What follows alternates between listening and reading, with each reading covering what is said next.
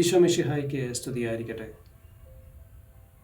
മറ്റുള്ളവർ നമ്മളെക്കുറിച്ച് നല്ലത് മാത്രം പറയണമെന്ന് ആഗ്രഹിക്കുന്നവരാണ് ഞാനും നിങ്ങളുമൊക്കെ. നമുക്ക് വേണ്ടി കയ്യടികളുടെ ആരവങ്ങൾ ഉയർത്തണമെന്ന് ആഗ്രഹിക്കുന്നവരാണ് നമ്മളൊക്കെ.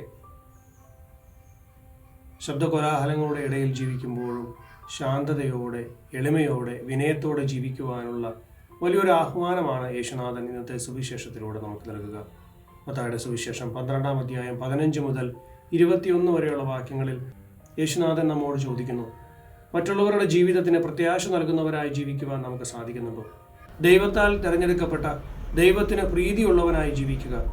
മനുഷ്യരുടെ കയ്യടികളേക്കാൾ, മനുഷ്യരുടെ ആരവങ്ങളേക്കാൾ ദൈവത്തിൽ പ്രത്യാശ അർപ്പിച്ചുകൊണ്ട് മനുഷ്യരുടെ ജീവിതത്തിലേക്ക് പ്രത്യാശ നൽകുന്നവരായി തീരുവാൻ നമുക്ക് സാധിക്കട്ടെ. ദൈവം അനുഗ്രഹിക്കട്ടെ. ആമേൻ.